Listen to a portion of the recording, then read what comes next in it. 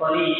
আল্লাহ তাআলা নূহ আলাইহিস সালামকে নৌকার মধ্যে আরোহণ করে আল্লাহ তাআলা রক্ষা করেছিলেন এই মহান মাসে, এই মাসের 10 তারিখ গত বুধবার যেটা গিয়েছে। এরপরে ৭৪ নম্বরে ওয়াজকুর ফিল কিতাবি ইদ্রিস ইন্নাহু কানা সিদ্দীকান নাবিয়্যা ওয়া রাফা'নাহু মাকানান আলিয়্যা। আল্লাহ তাআলা ইদ্রিস আলাইহিস সালাম দুনিয়ায় অবস্থান করে আল্লাহ তাআলা তাকে জান্নাতে নিদর্শন দেখালেন, সেটাও এই মাসের 10 তারিখ হয়েছিল। এছাড়াও আরো অনেক ঐতিহাসিক ঘটনা রয়েছে। ৫০ নম্বরে ওয়াফিহি আল্লাহু নারা ইব্রাহিম খলিল আলাইহিস সালাম। আল্লাহ তাআলা ইব্রাহিম আলাইহিস সালামকে অগ্নিকুণ্ড থেকে এই 10 তারিখ রক্ষা করেছিলেন। আল্লাহ উনকে নির্দেশ দিয়েছিলেন, কুল্লা ইয়া নারু কুনি বারদাও ওয়া সালামান আলা ইব্রাহিম। হে আগুন, তুমি বেশি ঠান্ডাও না বেশি গরমও না, দুইটার মাঝখানে মিডল পয়েন্টে তুমি অবস্থান করো।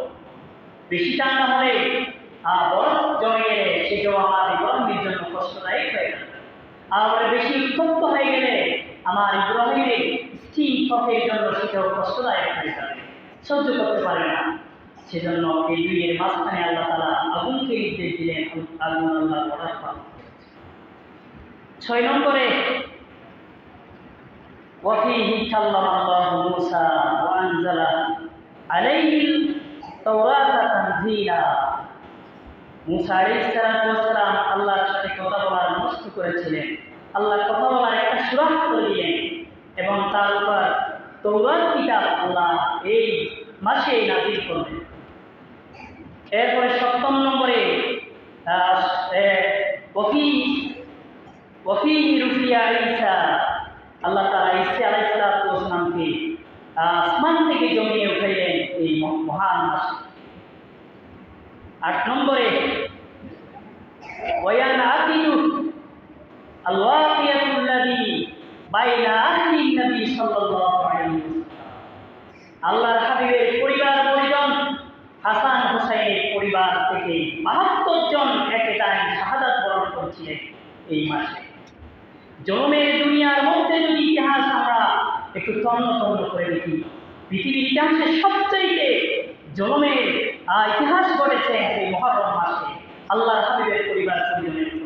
৭২ জন আহলে বাইত আল্লাহর হাবিবের বংশ পরম্পরা একটা টাইম শাহাদাত বরণ করে নিয়েছে। আপনারা দেখতে পাচ্ছেন, আপনারা কি মেধা চান নাকি কোটা চান? আপনার ছেলে অনার্স পাস করেছেন, একটা ছেলেকে অনার্স মাস্টার্স কমপ্লিট করা প্রায় ৩০-৩৫ বছর লাগে। এই ২৫ বছর আপনার সাধনা কি? আপনি কোঠা যাবেন এই বেআইনি এই কাজে, এই কোঠা কি আপনার সেই ২৫ বছরের এই সাধনাকে খর্ব করতে চান, নাকি কোটাকে এই জমিন থেকে নষ্ট নাবুদ করতে চান? ইসলাম কোনটা শিখিয়েছে? কিসের কোটা? আল্লাহর হাবিবের আহলে সুন্নাহ আহলে বাইত এই জমিনে স্বৈর শাসনকে খতম করার জন্য ৭২ জন আল্লাহর হাবিবের আহলে বাইত একটাই দুনিয়ার জমিন ত্যাগ করেছে। তারা স্বৈর শাসনকে সমর্থন করেন না।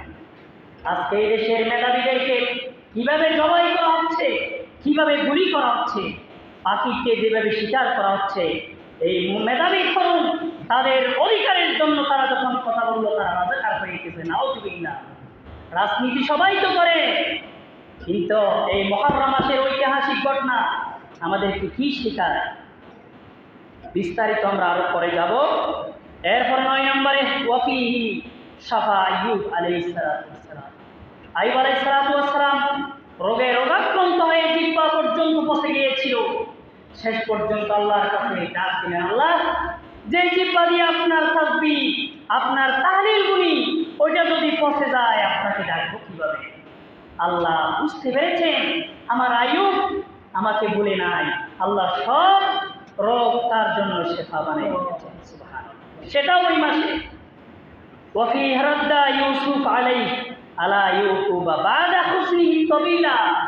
আইয়ুব আলাইহিস সালাম ইউসুফ আলাইহিস সালামের জন্য কাঁদতে কাঁদতে আপন ছেলের জন্য বৈরাগ হয়ে গেছে, চোখের পানি শুকিয়ে গেছে, কলিজা পাপিয়ে গেছে।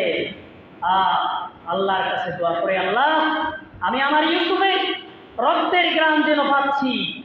আল্লাহ তাআলা তার সেই কথা সত্যই প্রমাণ করেছে। যে নয় কোন ইউসুফ গর্তের মধ্যে রয়েছে, এই তিনি মুক্তি পেয়েছিলেন, তাকে খুঁজে পেয়েছিলেন এই মহান মাসে। এরপরে ওয়াফিহি আখরাজা ইউনুস মিন বাতানিল হুত, ইউনুস আলাইহিস সালামকে মাছের পেট থেকে বের করেছিলেন এই মুহররম মাসে। ওয়াফিহি রাদ্দা লিসুলাইমান মুলকাহু রাদ্দান জামিলা, আল্লাহ তাআলা সুলাইমান আলাইহিস সালাম তার কথায় সমস্ত সৃষ্টি জগৎ উঠতেন আর বসতেন। বাতাস সমস্ত ৮০,০০০ মাখলুকাত সুলাইমান আলাইহিস সালামের কথা শুনতে, দাউদ আলাইহিস সালামের কথা শুনতেন। লোহাকে তিনি এভাবে ধরলে ওই খাদা ফুটের মতো নরম হয়ে যেত। সুবহানাল্লাহ, কি মুজিজা আল্লাহ দান করলেন। তার সেই হারানো মুলকিয়াত রাজত্ব পেয়েছিলেন এই মাসে। ওয়াফিহি নাযালা বিররাহমাতি জিবরাইল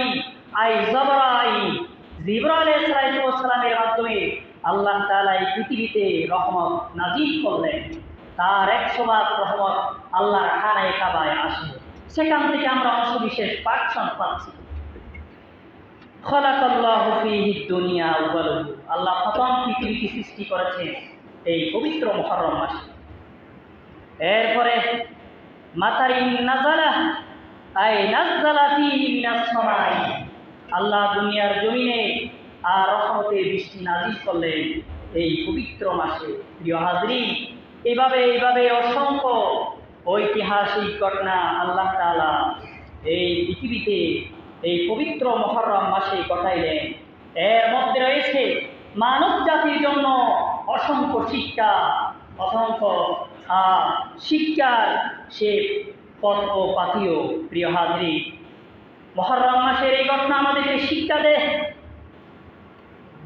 পৃথিবীর গণতান্ত্রিক অস্বীকার করে শৈরী শাসন জুলুম এর শাসন যে ইয়াজিদ বাহিনী দুনিয়ার মধ্যে আল্লাহর হাবিবের আহলে বাইত ইমাম হুসাইন রাদিয়াল্লাহু তাআলা আনহুর শাহাদাতের মধ্য দিয়ে হয়েছিলেন। জালেমের বিরুদ্ধে মাজলুম দাঁড়িয়েছিলেন। পৃথিবীর ইতিহাসে তারা ইতিহাস তৈরি করলেন। কুখ্যাত ইয়াজিদ বাহিনী প্রায় ৪,০০০-এর বাহিনী নিয়ে হুসাইন পরিবারের শুধুমাত্র ১০০ জন ৪,০০০ জনের বিরুদ্ধে কথা বলেছেন লিআইলাই কালিমাতিল্লাহ, আল্লাহর আওয়াজকে বুলন্দ করার জন্য। তবু তারা স্বৈর শাসনকে তারা মেনে নেয়নি, সত্যকে তারা তারা মেনে নিয়েছেন।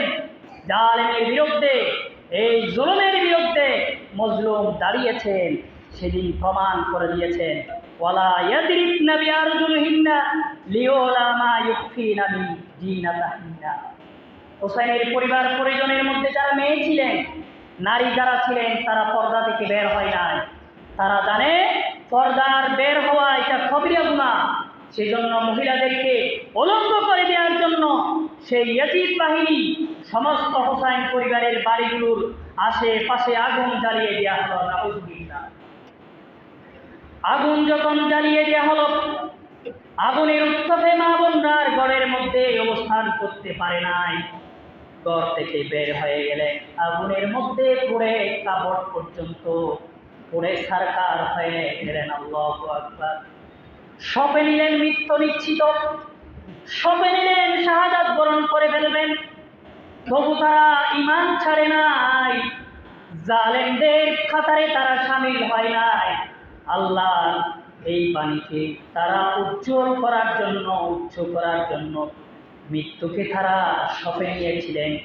এবং ইন্না লিল্লাহি ওয়া ইন্না ইলাইহি পরে পরে এই জমিন থেকে আল্লাহর আহলে বাইত হুসাইন হাসান পরিবার শাহাদাতের অমীয় বাণী পান করে দুনিয়ার জমিন থেকে তারা বিদায় নিয়েছিলেন। আল্লাহু আকবার। পৃথিবীর মা বোনদেরকে তারা শিক্ষা দিয়ে যায়, এই পৃথিবীর নর নারীরা এই শিক্ষা তোমরা গ্রহণ করো মুহররম মাসে যে পর্দা তোমাদের জন্য ফরজ। কোনো বাবন যদি কোনো বিশেষ প্রয়োজন ছাড়া যদি তার সৌন্দর্য প্রদর্শন করে, দুনিয়ার কোনো পরপুরুষকে যদি তারা তাদের সৌন্দর্য দেখায়, এটা কবিরা গুনাহ। 14 জন পুরুষ ছাড়া আর কোনো পুরুষের সামনে যাওয়া হারাম, হারাম। এই জন্য বাড়ি থেকে বের হয় নাই। যদি তারা চাইতেন হাসান হুসাইনের পরিবারের যারা পুরুষ ছিল তাদেরকে সহযোগিতা করতে পারতেন, কারবালার ময়দানে তারাও দৌড়ে দৌড়ে যুদ্ধ করতে পারতেন, কিন্তু পর্দার বিধান তারা লঙ্ঘন করে নাই, তখন পর্দার বিধান হয় নাই। এই জন্য তারা ঘরের মধ্যে অবস্থান করেছে, আগুন দিয়ে তাদেরকে পুড়ে সারকার করে দিয়েছেন। এই মহান শিক্ষা দুনিয়ার মা বোনদেরকে শেখায়। প্রিয় হাজরিন, সেই জন্য আল্লাহ তাআলা মূসা আলাইহিস সালাতু ওয়াস সালামের ঘটনাকে যেহেতু ওই মাসে হয়েছিলেন, আল্লাহ তাআলা নজিরবিহীন ঘটনা হিসেবে তিনি কোরআনুল কারীমের মধ্যে আল্লাহ তাআলা নাজরানা পেশ করলেন। আল্লাহ তাআলা কোরআনুল কারীমের মধ্যে ইরশাদ করলেন, قال كلا إن معي ربي سيهدين। মিশরের নীল নদের আশেপাশে যখন তিনি দ্বীনের দাওয়াত দেওয়া শুরু করলেন, ফেরাউন তার উপর নির্যাতন শুরু করলেন। সত্য নবী তিনি জেনেছেন, সত্য নবী জানার পরে তিনি যখন প্রমাণ দলিল আদিল্লার মাধ্যমে জানতে পারলেন যে তিনি সত্য নবী, তার হাতে নবুয়তের সেই অমীয় দায়িত্ব আসবেন। আমি ফেরাউনের সমস্ত মুলকিয়াত তছনছ করে দেবেন, সেজন্য তার উপর তুষার শুরু করলেন। আল্লাহ তাআলা কোরআন কারীমের মধ্যে জানাই দিলেন, হে মূসা ফাসরি বিইবাদি লাইলান ইন্নাকুম মুত্তাবাউন। মূসা রে, তোমার জন্য আমি রাস্তা করে দেব, তোমার সঙ্গ ভঙ্গ নিয়ে, তোমার ওই অনুসারীদেরকে নিয়ে তুমি রাতের বেলা বের হয়ে যাও। রাতের বেলা বের হয়ে যখন তুমি যাবে, তোমার অনুসারীরা তোমার পেছনে পেছনে যাবে, তুমি ভয় পেও না। ইন্নাল্লাহা মা'ানা, আল্লাহ তাআলা তোমার সাথে রয়েছেন।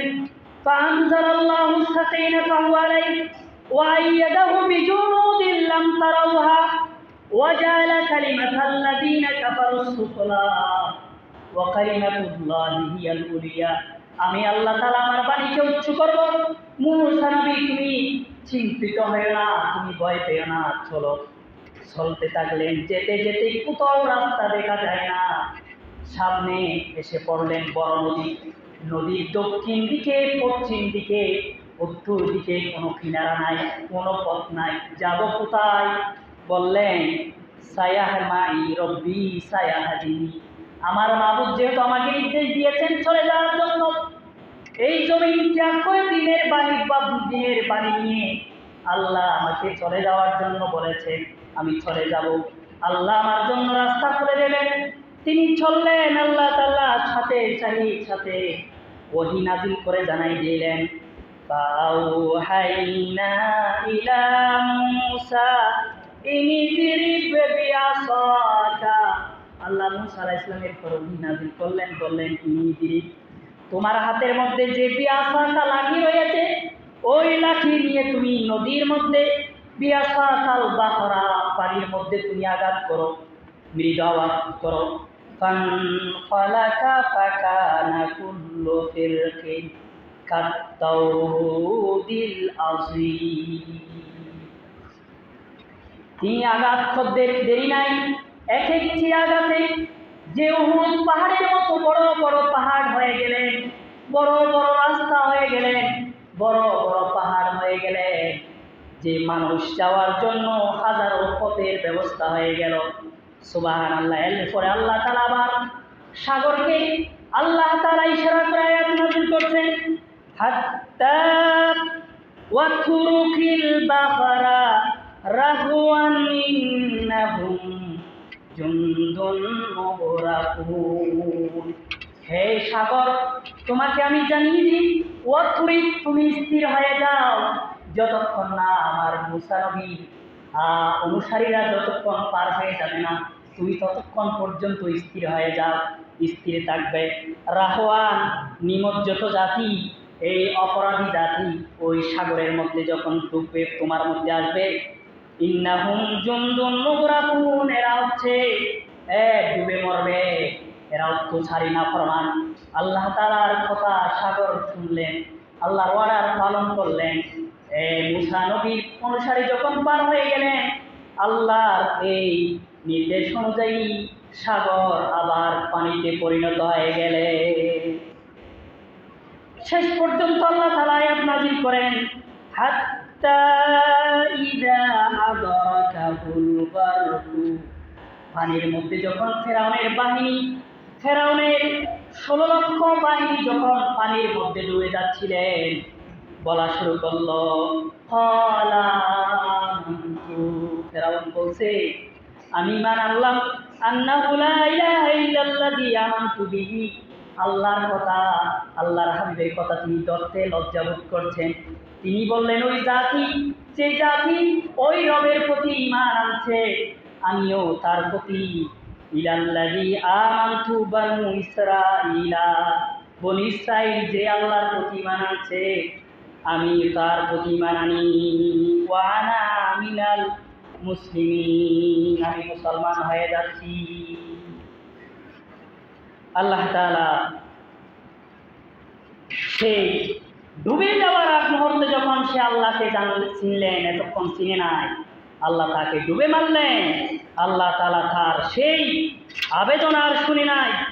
মিশরে আদ্যবধি আজও সেই ঘটনা, সেই মিশরের জমিনে ফেরাউনের এই তেজে আল্লাহ তাআলা নস্তনাবুদ করে দিলেন। এই জালেমকে আল্লাহ তাআলা পৃথিবীর সেই অক্ষরেখা থেকে মুছে দিলেন, তা আজও নজির হয়ে আছে। প্রিয় হাজরিন, শুধু তাই নয়, আল্লাহ তাআলা কোরআনুল কারীমের মধ্যে ইরশাদ করলেন, ইযহাব ইলা ফিরাউনা ইন্নাহু তাগা, হে মূসা, ফেরাউনের কাছে যাও, সে অত্যন্ত বেয়াদব, সে অত্যন্ত অহংকারী, সীমা লঙ্ঘনকারী। আল্লাহ তাআলা তার কাছে দাওয়াত দেওয়ার পরে যখন সে আল্লাহর বাণীকে সে বিদ্যা আঙ্গুল দেখালেন, আল্লাহ তাকে পানির মধ্যে ডুবিয়ে মারলেন। আল্লাহ তাআলা সেই জন্য তার এই বেয়াদবির নিদর্শন কিয়ামত পর্যন্ত তিনি বলেছিলেন, আকাশ জমিনকে লক্ষ্য করে বলেছিলেন, হে জমিন, হে আকাশ, আমি তোমাদের রব, আমি তোমাদের মাবুদ, এই কথা তিনি বলেছিলেন। আল্লাহ বলেছেন, তুমি বলছ। আল্লাহ সেই সাগরকে বলে দিলেন, এই সাগর 80,000 সৃষ্টি জগৎ, এই ফেরাউনকে তুমি গ্রাস করবে না। ফালিও মানমাজ শিখা বিবাদানিকা, তোমাকে ফালিও মাছ নোনাজিকা, তোমাকে আমি রক্ষা করব। লিতাকুনু লিমান খালফাকা আয়াতান, তোমার পেছনে হাজার হাজার যে বনি আদম গোষ্ঠী পৃথিবীর জমিনে আবির্ভাব ঘটাবেন, তাদের জন্য তুমি নিদর্শন হয়ে থাকো। ওয়া ইন্না কাসীরাম মিনান নাসি আন আয়াতিনা লাগাফিলুন, ফেরাউনের মতো ঐতিহাসিক ঘটনা আমি আল্লাহ কোরআনে রেকর্ড করার পরও অধিকাংশ মানুষেরা সেখান থেকে শিক্ষা গ্রহণ করে না। সেই সরকারগুলো, সেই রাষ্ট্রপ্রধানগুলো শিক্ষা গ্রহণ করে না। তারা যখন দীর্ঘদিন দেশের রাজত্ব কায়েম করে, তারা মেনে নেয়, বুঝে নেয়, আমি আরো বহুদিন খাবো, আরো বহুদিন আমার রাজত্বের সীমানা থাকবে। নাউযুবিল্লাহ। এটা ফেরাউনের এই ঘটনা থেকে আল্লাহ তাআলা শিক্ষা নেওয়ার জন্য বলে দিয়েছে। এই জন্য ফেরাউনের জুলুমের নিদর্শন স্বরূপ আজও পর্যন্ত এই মিশরের কায়রো শহরের তাবরিজে জাতীয় জাদুঘরের মধ্যে, রয়্যাল মমিদের মধ্যে তার দেহকে, তার লাশকে আল্লাহ তাআলা চিরস্মরণীয় করে রেখেছেন। তোমার মতো বেয়াদবি যারা করবে, আমি আল্লাহ তাদেরকে দুনিয়ার জমিন থেকে মুছে দেব। এই জন্য পৃথিবীর কোন সৃষ্টি কীট পতঙ্গ তার লাশকে গ্রহণ করবে না। 1898 সালে এই ফেরাউনের সময়ে যারা রাসায়নিক বিজ্ঞানী যারা জন্মগ্রহণ করেছিলেন, তাদের কিছু উত্তরসূরি 1898 সালে এই আল্লাহ তাআলার সূরা ইউনূসের এই 12 নম্বর আয়াতকে বিজ্ঞানের আগারে তারা গবেষণা চালিয়ে তারা বুঝতে পেরেছেন আল্লাহর আয়াত সম্পূর্ণ সত্য সত্য, এর মধ্যে লা রাইবা ফি, কোনো মিথ্যার রেশ মাত্র নাই। এর প্রমাণ হচ্ছে আল্লাহ তাআলা পানিকে নির্দেশ দিয়েছিলেন ৫,০০০ বছর আগে, পানি ফেরাউনের লাশ ভক্ষণ করে নাই।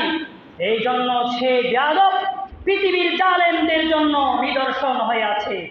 যারা এইভাবে আল্লাহর আয়াত, আল্লাহ রাসূলের উত্তরসূরিদের সাথে যারা বেয়াদবি করবে, মানবতাবাদী অপরাধ যারা করবে, আল্লাহ তাদেরকে একটি ধরবেন, আল্লাহ তাদেরকে সুযোগ দিচ্ছেন, ধরবেন, ধরার পর আর তাদের জন্য আর কোনো পথ নাই। প্রিয় হাজরিন, আমরা শিক্ষা নিই, মুহাদ্দিসিন ইকরাম করে এই আয়াতটি গবেষণা চালিয়ে তারা শিক্ষা বের করেছেন।